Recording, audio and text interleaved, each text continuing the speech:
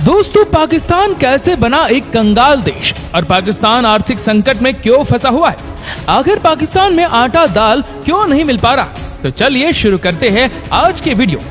एक कहावत है कि जो दूसरों के लिए गड्ढा खोदता है, एक दिन खुद उसी गड्ढे में गिर जाता है। दुनिया भर के देश जहां अपने डेवलपमेंट के लिए काम करते हैं, वहीं हमारा पड़ोसी देश पाकिस्तान हमेशा भारत के खिलाफ षड्यंत्र रचने में ही लगा रहता है। इसका नतीजा हुआ है कि पाकिस्तान के लोग दाने दाने के लिए तरस रहे।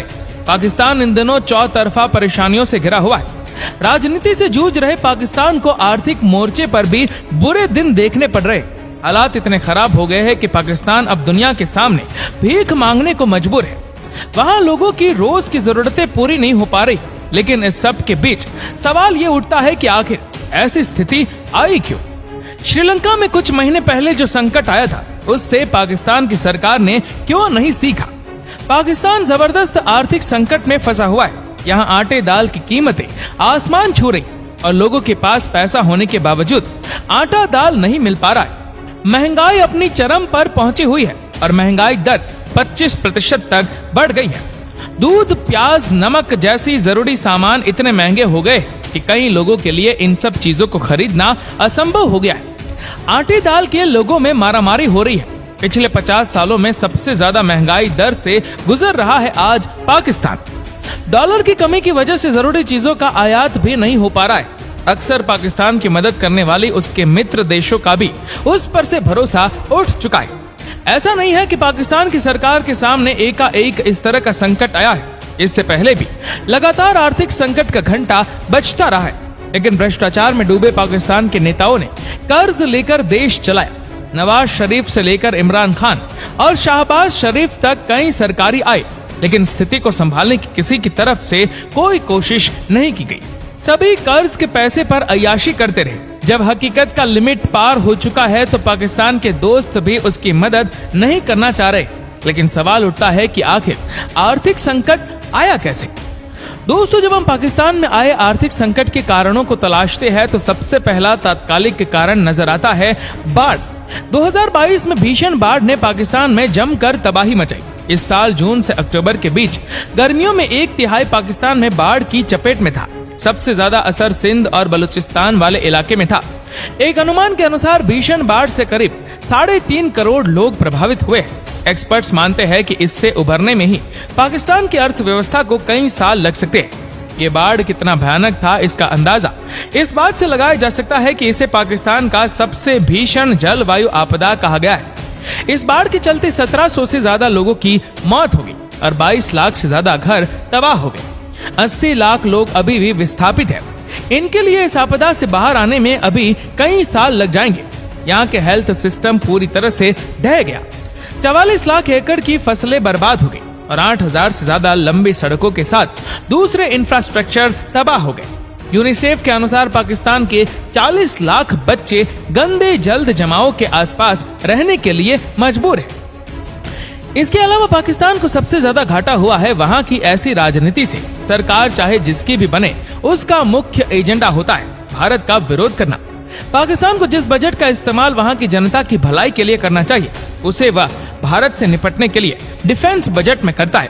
भारत से उसे कोई खतरा नहीं है, लेकिन उसे भारत से ऐसा खौफ है जिसकी वजह से वह अनाज से ज्यादा हथियार खरीदते हैं। चाहे आप अरबों खरबों रुपए के हथियार क्यों न खरीदे, लेकिन जनता के पेट तो अनाज से भरते हैं, ना कि हथियार से।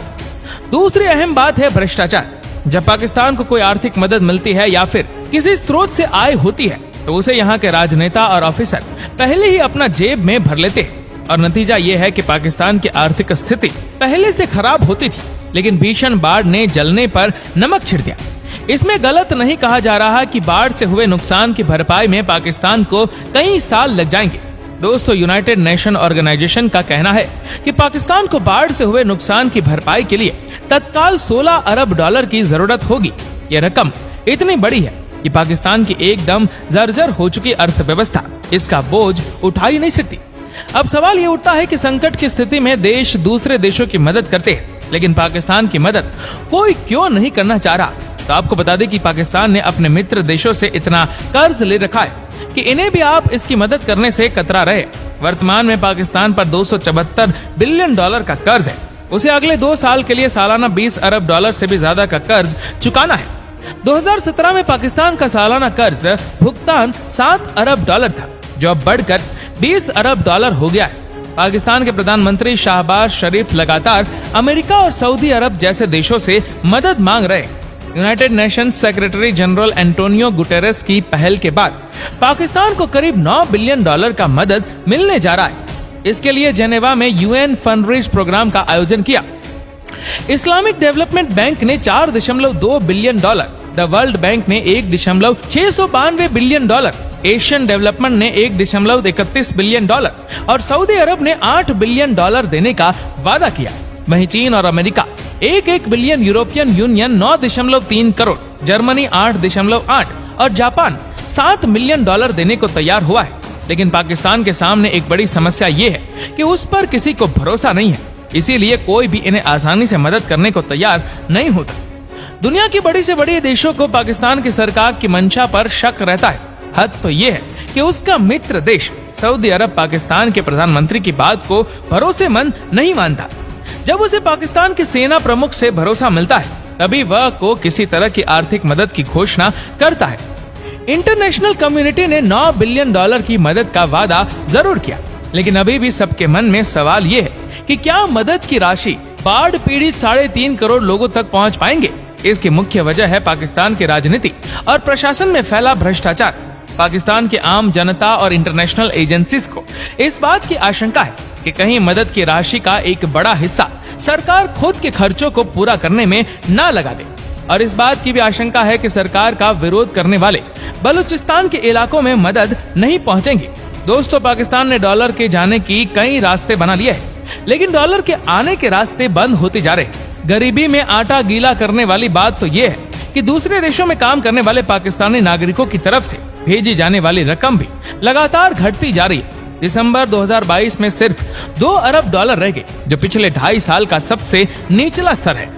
इससे भी पाकिस्तान की विदेशी मुद्रा भंडार में कमी आई है। पुराने कर्ज को चुकाने के लिए सरकार के पास कोई प्लान नहीं है, वही नए कर्ज लेने की बेचैनी दिख रही है। ये स्थिति आज ही नहीं कई सालों से चली आ रही है। पाकिस्तान में 1 डॉलर की कीमत 250 पाकिस्तानी रुपयों के बराबर पहुंच चुकी है। पाकिस्तान की विदेशी मुद्रा भंडार में सिर्फ 10.19 बिलियन डॉलर बचे हैं। वही देश के कमर्शियल बैंकों के पास 5.8 अरब डॉलर है। आयात बिल का भुगतान के लिए भी पाकिस्तान के पास जरूरी डॉलर नहीं बच रहे। उसके पास सिर्फ 3 हफ्ते के आयात बिल के लिए ही फॉरेन करेंसी बची है। पाकिस्तान में फॉरेक्स फंड फरवरी 2014 के बाद सबसे निचले स्तर पर पहुंच गया है। हालात इतने खराब है कि अब पाकिस्तान के लिए विदेशी कर्जों की किस्त चुकाना मुश्किल हो गया है। सीधी सीधी कहा जाए तो पाकिस्तान की अर्थव्यवस्था बीमारियां होने की कगार पर पहुंच चुकी है। वह दिन दूर नहीं दिख रहा जब पाकिस्तान का हाल श्रीलंका जैसा हो जाएगा। हालांकि श्रीलंका की मदद के लिए तो भारत आ गया है, लेकिन पाकिस्तान की मदद कौन करेगा, ये सबसे बड़ा सवाल है। दोस्तों, जब भी आप बैंक से लोन निकालते जाते हैं या कुछ भी फाइनेंस कराना होता है, तो सबसे पहले आपका सिविल स्कोर चेक किया जाता है। सिविल खराब होने का मतलब है कि आपकी पुरानी लोन का सही टाइम पर भुगतान नहीं किया। इससे ऐसे समझिए कि आप पर बैंक के भरोसे का सूचक है। आपको हमने इसलिए बताया क्योंकि पाकिस्तान का यही सिविल दुनिया की नजर में खराब है। दुनिया भर के देशों को मदद देने वाली संस्था IMF का भी पाकिस्तान से भरोसा उठा हुआ है। पाकिस्तान के अंदर के हालात की वजह से उसके मित्र देश चीन और सऊदी अरब भी मदद नहीं कर रहे। आतंकवाद के मुद्दे पर अमेरिका और पाकिस्तान पर भरोसा उठ ही चुका है, इसलिए वह पहले जैसी मदद नहीं दे सकता।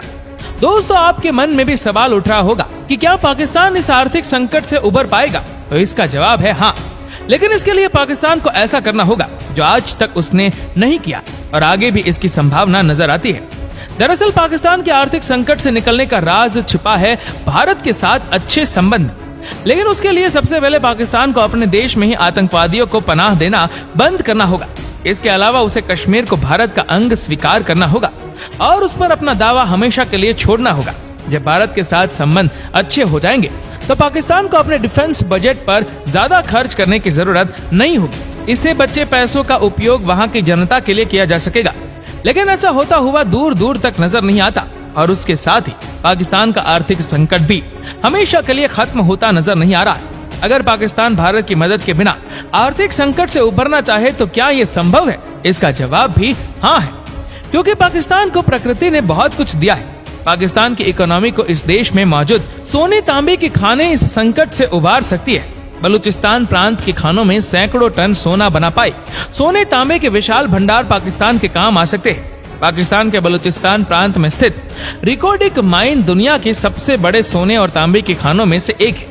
एक अनुमान के अनुसार इसमें करीब 590 करोड़ टन का खनिज भंडार है।